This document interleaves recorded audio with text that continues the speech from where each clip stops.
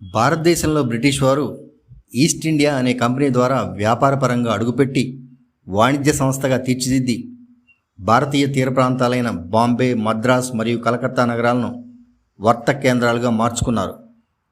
Company తన వాణిజ్య పదవులను కాపాడడానికి తనకు తాను సొంత సైన్యాలను ఏర్పరచుకొని అధికారాన్ని చేజిక్కించుకున్నది. ప్లాసీ, బాక్సర్, కర్ణాటక, మైసూరు యుద్ధాలతో నవాబులను ఓడించి చాలా రాష్ట్రాల్లో అధికారాన్ని తమ గుప్పెట్లో పెట్టుకున్నారు. ఢిల్లీ మొఘల్ సామ్రాజ్యాన్ని కూడా హస్తగతం చేసుకున్నారు. 1858లో ఈస్ట్ ఇండియా కంపెనీ రద్దు చేయబడినది. 1876లో అదే విక్టోరియా రాణిని భారతదేశపు చక్రవర్తిగా ప్రకటించారు. 1858 నుంచి 1947 వరకు బ్రిటిష్ రాజ్ పరిపాలన సాగింది. 1600 సంవత్సరంలో ఈస్ట్ ఇండియా కంపెనీ ఏర్పడి 1947 వరకు భారతదేశాన్ని పాలించారు. మిత్రులారా, అసలు భారత్లో ఆంగ్లేయులు ఎలా అడుగుపెట్టారు అన్న టాపిక్ గురించి తెలుసుకునే ముందు ఈ వీడియోను లైక్ చేయండి, కామెంట్ చేయండి, షేర్ చేయండి. అలాగే ప్రోలానాయుడు అనే ఛానల్ను సబ్స్క్రైబ్ చేసుకోనండి. So friends, let's go to the topic. London వ్యాపారుల బృందం ప్రస్తుత ఇండోనేషియా ద్వీపాల్లో సుగంధాల కోసం వ్యాపారం చేయాలని కదిలింది. సంస్థ యొక్క మొట్టమొదటి సముద్రయానంలో ఓడలు ఫిబ్రవరి 1601లో ఇంగ్లాండ్ నుండి ప్రయాణించాయి. స్విస్ ద్వీపాల్లో చురుగ్గా ఉన్న డచ్ మరియు పోర్చుగీస్ వ్యాపారులతో విభేదాల తర్వాత ఈస్ట్ ఇండియా కంపెనీ భారతీయ ఉపఖండంలో వాణిజ్యంపై తన ప్రయత్నాలు కేంద్రీకరించింది. 1600 ప్రారంభంలో ఈస్ట్ ఇండియా కంపెనీ కాలంలో ఇండియాలో మొఘళ్ళు పాలకులుగా ఉన్నారు. ఈస్ట్ ఇండియా కంపెనీ వ్యాపారాలలో మొఘళ్ళ జోక్యం కూడా బ్రిటిష్ వారిపై తగ్గుకుంటూ వచ్చింది. ఇంగ్లీష్ వారికి భారతీయ తీర ప్రాంతాలైన బాంబే, మద్రాస్ మరియు కలకత్తా నగరాలు వర్తక కేంద్రాలుగా మారాయి. పట్టు, పత్తి, పంచదార, టీ మరియు నల్లమందు వంటి అనేక ఉత్పత్తులు భారతదేశం నుండి ఎగుమతి చేయడం ప్రారంభించాయి. దీనికి బదులుగా ఉన్ని, వెండి మరియు ఇతర లోహాలతో సహా ఆంగ్ల వస్తువులు భారతదేశానికి రవాణా చేయబడ్డాయి. సంస్థ ఈస్ట్ ఇండియా కంపెనీ తన వాణిజ్య పదవులను కాపాడడానికి తనకు తాను సొంత సైన్యాలను పొంది ఉండాలని తెలుసుకొని కాలక్రమేణా ఒక వాణిజ్య సంస్థగా ప్రారంభమై సైనిక మరియు దౌత్య సంస్థగా మారింది. 1800 ప్రారంభంలో మొఘల్ సామ్రాజ్యం కూలిపోవడంతో పర్షియన్లు మరియు ఆఫ్ఘన్లు సహా పలువురు ఆక్రమణదారులు భారతదేశంలోకి ప్రవేశించారు. కానీ బ్రిటిష్ ప్రయోజనాలకు ప్రధాన ముప్పు ఫ్రెంచ్ నుండి వచ్చింది. వారి బ్రిటిష్ వ్యాపార కాలయాలను ఆక్రమించడం ప్రారంభించారు. క్రీస్తు శకం 1700 సంవత్సరం సమయానికి ఈస్ట్ ఇండియా కంపెనీకి దక్షిణ భారతదేశంలో చెన్నపట్నం రాజధానిగా ఉండేది. అయితే పరిపాలించేందుకు రాజ్యాలు మాత్రం ఏమీ ఉండేవి కావు. చెన్నపట్నంలోనూ తూర్పు సముద్ర తీరంలోనూ స్థావరాలు ఉండేవి. మొఘలాయి చక్రవర్తుల నుండి, నవాబుల నుండి బ్రిటిష్ వారు కొంత భూభాగాన్ని పొందారు. చెన్నపట్నంలో కోట ఉండేది. దానికి ఆనుకొని జార్జ్ టౌన్ ఉన్న చోట నల్లవారి బస్తీ, అన్నపేట ఉండేవి. 1693లో తండయారుపేట, పోర్సేవాకం, ఎగ్మూరు, తిరువక్కేలి అనే గ్రామాలు పొందారు. విశాఖపట్నం, వీరవాసాపురం, పులికాట్, ఆర్మగాను, కడలూరు మొదలైన గ్రామాలు పట్టణాల్లోనూ వివిధ వర్తక స్థావరాలు ఈస్ట్ ఇండియా కంపెనీకి ఉండేవి. 1701 కాలంలో చెన్నపట్నం ఈస్ట్ ఇండియా వర్తక సంఘం గవర్నర్గా కెప్టెన్ థామస్ ఉన్నాడు. 1707లో శక్తివంతమైన మొఘల్ చక్రవర్తుల్లో ఆఖరివాడైన ఔరంగజేబ్ చక్రవర్తి మరణించాక పరిపాలనకు వచ్చిన షా ఆలం చక్రవర్తి అయ్యాడు. అతని పాలనంతా నజీర్ మూలంగా జరుగుతుండగా మంత్రి జుడాఖాన్ను ప్రశంసలతో ముంచెత్తి తిరువత్తయూరు, కత్తివాగము, నుగంబాకం, వేసార్పడి, సత్తెనగాడులు అనే గ్రామాలను కంపెనీ కౌలుకు తీసుకుంది. 1751 సెప్టెంబర్ 1న కెప్టెన్ రాబర్ట్ క్లైవ్ నాయకత్వంలో కర్ణాటిక్ రాజధాని ఆర్కాట్ను ఆక్రమించుకున్నారు. ఆర్కాటు, కాంజీవరం, తిరుచినావల్లి విజయాలతో కర్ణాటక నవాబును ఓడించి బ్రిటిష్ వారు కర్ణాటకను స్వాధీనపరుచుకున్నారు.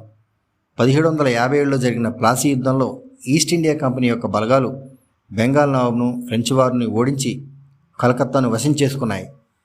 రాబర్ట్ క్లైవ్ నాయకత్వంలో బ్రిటిష్ వారు యుద్ధంలో విజయాన్ని సాధించారు. ఈ సంస్థ ఈశాన్య భారతదేశం యొక్క ముఖ్యమైన ప్రాంతం అయిన బెంగాల్ను స్వాధీనం చేసుకుంది. ఒక విధంగా చెప్పాలంటే ఇది సంస్థ యొక్క హోల్డింగ్ను బాగా పెంచింది. బాక్సర్ యుద్ధం 1764 అక్టోబర్ 22న హెక్టర్ మన్రో నాయకత్వంలో బ్రిటిష్ ఈస్ట్ ఇండియా కంపెనీ దళాలకు బెంగాల్ నవాబు మీర్ కాసిం, ఔద్ నవాబు, మొఘల్ చక్రవర్తి రెండవ షా ఆలం సంయుక్త దళాలకు బెంగాల్ భూభాగంలో పాట్నాకు 130 కిలోమీటర్ల దూరంలో గంగానదీ తీరాన ఉన్న చిన్న పట్టణం బాక్సర్ వద్ద జరిగింది. ఈ యుద్ధంలో బ్రిటిష్ ఈస్ట్ ఇండియా కంపెనీ వారు విజయాన్ని సాధించారు. భారతదేశంలో అపారమైన అవినీతి నివేదికలు అప్రమత్తమైన బ్రిటిష్ ప్రభుత్వం కంపెనీ వ్యవహారాలపై కొంత నియంత్రణ ప్రారంభించింది. ప్రభుత్వ గవర్నర్ జనరల్ సంస్థ యొక్క అత్యున్నత అధికారాన్ని నియమించడం ప్రారంభించింది. బ్రిటిష్ సామ్రాజ్య చక్రవర్తులు నవాబులందరినీ ఓడించి వారి అనుకూల వ్యక్తులను డమ్మీ నవాబులు చేస్తూ ఆధిపత్య ప్రాంతాల్లో బ్రిటిష్ గవర్నర్ను నియమించుకున్నారు. భారతదేశంలో గవర్నర్ జనరల్గా పనిచేసిన రిచర్డ్ వెల్లెస్లీ 1798 నుండి 1805 వరకు భారతదేశంలో పాలనను విస్తరించడంలో కీలక పాత్ర పోషించాడు. అతను 1799లో మైసూరు యొక్క ఆక్రమణ మరియు స్వాధీనం కొరకు అతడి సోదరుడైన ఆర్థర్ వెల్లెస్లీని ఆదేశించాడు. ఆర్థర్ వెల్లెస్లీ తన అన్న ఆదేశం మేరకు సమయం చూసి అన్ని వైపులా మైసూరు రాజు అయిన టిప్పు సుల్తాన్ను 4 వైపులా ముట్టడి చేశాడు. 4వ యుద్ధంలో టిప్పు సుల్తాన్ 35,000 మంది సైనికులతో ఎదుర్కొనగా 60,000 మంది బ్రిటిష్ సైనికులు టిప్పు సేనపై దాడి చేశారు. బ్రిటిష్ సేన చేతిలో టిప్పు సుల్తాన్ ఘోర పరాజయం పాలయ్యాడు. ఈ యుద్ధంలో టిప్పు సుల్తాన్ ఆర్థర్ వెల్లెస్లీ చేతిలో వధించబడ్డాడు. మైసూర్ బ్రిటిష్ వారికి వశమైంది. స్వాతంత్ర పూర్వ భారతదేశంలో ఒక స్థానిక రాజ్యానికి కానీ సంస్థానానికి కానీ తమకు సామంతులుగా మార్చుకునేందుకు ఫ్రెంచ్ వారు, ఆ తర్వాత బ్రిటిష్ ఈస్ట్ ఇండియా కంపెనీ వారు ప్రయోగించిన కూటనీతే సైన్య సహకార వ్యవస్థ. సైన్య సహకార వ్యవస్థకు ఆద్యుడు ఫ్రెంచ్ గవర్నర్ జోసెఫ్ ఫ్రాంక్లిన్ డూప్లే. 1740 చివరిలో అతడు హైదరాబాద్ నిజాంతోనూ కర్ణాటిక్తోనూ ఈ ఒప్పందాలు కుదుర్చుకున్నాడు. 1757 ప్లాసీ యుద్ధం తర్వాత రాబర్ట్ క్లైవ్ బెంగాల్కు చెందిన మీర్ జాఫర్పై వర్ష షరతులు విధించడం ద్వారా ఈస్ట్ ఇండియా కంపెనీ ఈ పద్ధతిని అనుసరించింది. అలాగే 1764 బాక్సర్ యుద్ధంలో విజయం సాధించాక కుదుర్చుకున్న 1765 అలహాబాద్ ఒప్పందంలో కూడా ఇదే పద్ధతిని అనుసరించారు. క్లైవ్ వారసుడు రిచర్డ్ వెల్లెస్లీ మొదట్లో స్థానిక రాజుల పట్ల జోక్యం చేసుకొని ఈ విధానాన్ని అవలంబించాడు. కానీ తర్వాత తోసిపుచ్చి రాజుల చేత చేయించాలని సైన్య సహకార వ్యవస్థపై మొగ్గు చూపాడు. అతడు దానికి కొన్ని మార్పులు చేసి మెరుగుపరిచాడు. ఆ మార్పు యొక్క ఉద్దేశాన్ని, ఆశయాన్ని ఫిబ్రవరి 1804లో హైదరాబాద్లో ఈస్ట్ ఇండియా కంపెనీ రెసిడెంట్కి పంపిన లేఖలో పేర్కొన్నాడు. సైన్య సహకార ఒప్పందం కుదుర్చుకున్న పాలకుడు మరే ఇతర పాలకుడితో చర్చలు, ఒప్పందాలు చేసుకోవడానికి అనుమతి లేదు. వారికి స్వతంత్ర సాయుధ దళం ఉండటానికి కూడా వీలు లేదు. ఆ రాజ్యాలు ఈస్ట్ ఇండియా కంపెనీ వారి సంరక్షణలో ఉంటాయి. దీనికయ్యే ఖర్చులను ఆ రాజ్యమే భరించాలి. భారతీయ పాలకులు చెల్లింపు చేయడంలో విఫలమైతే వారి భూభాగంలో కొంత భాగాన్ని జరిమానాగా కంపెనీ వారు తీసుకుంటారు. ఉదాహరణకు అవధ్ నవాబు 1801లో తన భూభాగాన్ని సగాన్ని కంపెనీకి ఇచ్చుకోవాల్సి వచ్చింది. హైదరాబాద్ నవాబు కూడా ఇలాంటి కారణాలతోనే సీడెడ్ ప్రాంతమును, కొంత అదనపు భూభాగాన్ని వదులుకున్నాడు. అలాగే సికింద్రాబాద్ను కూడా బ్రిటిష్ వారు గుప్పెట్లో పెట్టుకున్నారు. 18వ శతాబ్దం చివరి నాటికి మరాఠా సామ్రాజ్యం బలహీనపడటంతో భారత ఉపఖండంలో చిన్న చిన్న రాజ్యాలు ఏర్పడ్డాయి. చాలామంది పాలకులు వెల్లెస్లీ సంరక్షణను అంగీకరించారు. ఎందుకంటే ఇది వారి పొరుగువారి దాడికి వ్యతిరేకంగా వారికి భద్రత ఇచ్చింది. వారి భూభాగాలను బ్రిటిష్ వారు స్వాధీనం చేసుకొనవచ్చు. కాబట్టి కంపెనీ వారు ఈ సైన్య సహకార ఒప్పందాన్ని పాలకులపై బలవంతంగా రుద్దారు. భారతదేశంలోని ప్రధాన రాష్ట్రాలతో అనుబంధ పొత్తులు స్థాపించడంలో గవర్నర్ జనరల్ విధానం ఏమిటంటే, ఆ రాష్ట్రాలు బ్రిటిష్ శక్తిపై ఆధారపడే స్థాయిలో ఉంచడం, ఏదైనా చర్యలు తీసుకునే అవకాశాలు లేకుండా చేయడం, బ్రిటిష్ సామ్రాజ్య భద్రత ప్రమాదం కలిగించే పొత్తులను కుదుర్చుకోకుండా ఉండటం, ఆ రాజ్యాలపై నియంత్రణ తెచ్చుకొని భారతదేశంలో ప్రశాంతత ఉండేలా చూసుకోవడం. ఈస్ట్ ఇండియా కంపెనీకి గవర్నర్ జనరల్గా పనిచేసిన లార్డ్ డల్హౌసీ 1848-1856 మధ్య రాజ్య సంక్రమణ సిద్ధాంతాన్ని రూపొందించి అమలుపరిచాడు. ఈస్ట్ ఇండియా కంపెనీ యొక్క ఆధిపత్యం కింద ఉన్న సామంత రాచరిక సంస్థానాల్లో పాలకుడు అసమర్థుడైనా లేదా పుత్ర సంతానం లేకుండా మరణించినా ఆ రాజ్యాలు అప్రమేయంగా ఈస్ట్ ఇండియా కంపెనీలో కలిసిపోతాయి. ఈ నియమం తరతరాలుగా పుత్ర సంతానం లేని రాజులు వారసుని దత్తత తెచ్చుకోవడం అనే సాంప్రదాయానికి తెరలేపింది. అంతేకాక పాలకుడు సమర్థుడా కాడా అన్న విషయాన్ని కూడా బ్రిటిష్ వారే నిర్ణయించేవారు. ఈ సిద్ధాంతం అమల్లోకి వచ్చే సమయానికి బ్రిటిష్ ఇండియా కంపెనీకి భారత ఉపఖండంలో విస్తృతమైన భూభాగాలపై అధికారం చెలాయించే స్థాయికి వచ్చింది. రాజ్య సంక్రమణ సిద్ధాంతం నిబంధనలను అనుసరించి కంపెనీ 1848లో సతారా, 1849లో ఒడిశా, జైపూర్, సంబల్పూర్, 1854లో ఝాన్సీ, నాగ్పూర్, 1855లో ఆర్కట్, తంజావూర్, 1856లో ఉదయ్పూర్, అవధ్ సంస్థానాలను ఈస్ట్ ఇండియా కంపెనీ ఆక్రమించింది. వీటిలో చాలా మటుకు స్థానిక పాలకుడు సరిగా పాలించడం లేదని ఆక్రమించుకున్నవే. ఈ సిద్ధాంతం పర్యవసనంగా కంపెనీ వార్షిక ఆదాయానికి అదనంగా 40 లక్షల పౌండ్లు స్టెర్లింగ్ జత అయినవి. 1833లో పార్లమెంట్ చేత భారత ప్రభుత్వం అమల్లోకి వచ్చింది. వాస్తవానికి ఈస్ట్ ఇండియా కంపెనీ యొక్క వాణిజ్య వ్యాపారం ముగిసింది, అయినా భారతదేశంలో ప్రభుత్వంగా మారింది. 1840 చివర మరియు 1850లో భారతదేశ గవర్నర్ జనరల్ లార్డ్ డల్హౌసీ భారత భూభాగాన్ని మరింత స్వాధీనం చేసుకోవడానికి పతన సిద్ధాంతాన్ని ప్రవేశపెట్టాడు.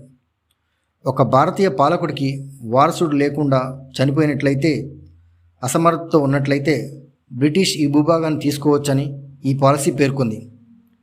బ్రిటిష్ వారు భూభాగాన్ని, వారి ఆదాయాన్ని పెంచుకోవడానికి సిద్ధాంతాన్ని ఉపయోగించి విస్తరించారు. కానీ ఇది భారత్లోని నవాబులు, స్థానిక రాజులకు చట్టవిరుద్ధమైనదని పరిగణించబడింది మరియు అసమ్మతికి దారితీసింది. 1830 మరియు 1840 సంవత్సరాల్లో ఈస్ట్ ఇండియా కంపెనీకి భారతీయులకు మధ్య ఉద్రిక్తతలు పెరిగాయి. బ్రిటిష్ వారు విస్తృతమైన ఆగ్రహానికి గురి కావడానికి కారణం భూమిని స్వాధీనం చేసుకోవడం, అదనంగా మతపరమైన సమస్యలు మరియు అనేకమైన సమస్యలపై కేంద్రీకృతమై ఉన్నాయి. ఈస్ట్ ఇండియా కంపెనీచే అనేక క్రైస్తవ మిషనరీలు భారతదేశంలో అనుమతించబడ్డాయి. భారతీయ ఉపఖండాన్ని క్రైస్తవ మతానికి మార్చాలని బ్రిటిష్ వారు భావించారన్న నెపంతో స్థానిక హిందూ ముస్లిం జనాభా కంపెనీపై మొండిగా మారింది.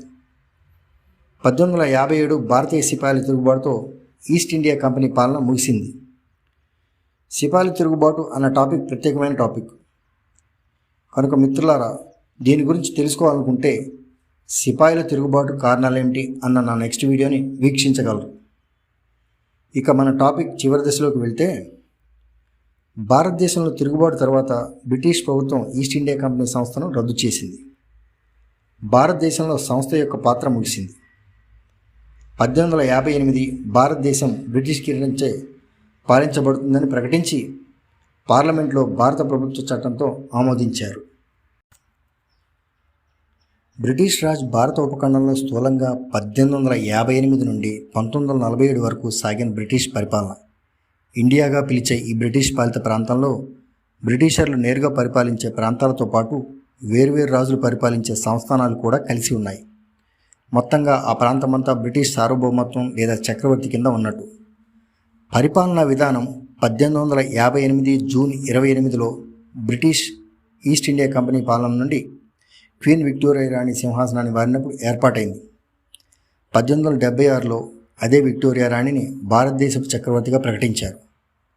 బ్రిటిష్ ఇండియా సామ్రాజ్యం యూనియన్ ఆఫ్ ఇండియా, తర్వాతి కాలంలో republic of India, dominion of Pakistan, తదనంతర కాలంలో ఇస్లామిక్ రిపబ్లిక్ ఆఫ్ పాకిస్తాన్, దానిలోని తూర్పు భాగం మరింత తర్వాతి కాలంలో పీపుల్స్ రిపబ్లిక్ ఆఫ్ బంగ్లాదేశ్ అయింది. డొమినియన్ ఆఫ్ సిలోన్ ప్రస్తుతం శ్రీలంక, సిక్కిం ప్రస్తుత భారతదేశంలో భాగంగా 5 సార్వభౌమ రాజ్యాలుగా 1947లో విధించే వరకు కొనసాగింది. 1858లో బ్రిటిష్ రాజ్ ఆరంభమయ్యే నాటికి దిగువ బర్మా బ్రిటిష్ పాలనలో భాగంగా ఉంది. 1886లో ఎగువ బర్మా చేర్చారు. దాంతో బర్మాను 1937 వరకు స్వయం పాలిత విభాగంగా నిర్వహించారు. తర్వాత అదొక ప్రత్యేక బ్రిటిష్ కాలనీగా స్వాతంత్రాన్ని పొందడం ప్రారంభమయ్యే చివరి వరకు 1948లో బ్రిటిష్ మయన్మార్ బర్మాగా రూపాంతరం చెందింది. మొదటి ప్రపంచ యుద్ధం తర్వాత భారతీయుల వేల మరణాలు, ఆర్థిక సంక్షోభం, పేదరికం, ఆ కాలంలో ప్రజలను ఇబ్బంది పెట్టే రౌలర్ చట్టం రావడం, ప్రజలు, నాయకులు బ్రిటిష్ వారిపై తీవ్ర వ్యతిరేకతతో అనేక ఉద్యమాలు చేపట్టారు. జలియన్ వాలాబాగ్, సహాయ నిరాకరణ, ఉప్పు సత్యాగ్రహం, క్విట్ ఇండియా తదితర ఉద్యమాలు చేసిన తర్వాత బ్రిటిష్ వారు భారత్కు స్వాతంత్రం ప్రకటిస్తామని హామీ ఇచ్చారు. ఎట్టకేలకు 1947 ఆగస్టు 15న భారతదేశానికి స్వాతంత్రం ఇచ్చి బ్రిటిష్ వారు భారత్ను వదిలారు. 1950 జనవరి 26వ తేదీన భారత రాజ్యాంగం అమల్లోకి వచ్చింది. చూశారు కదా మిత్రులారా, ఇంత అద్భుతమైన చారిత్రక సంఘటనలు మరిన్ని మీకు చేరువ అవ్వాలంటే ఈ వీడియోను లైక్ చేయండి, కామెంట్ చేయండి, షేర్ చేయండి. ప్రోలా నాయుడు అనే ఛానల్ను సబ్స్క్రైబ్ చేసుకోనండి. నమస్తే.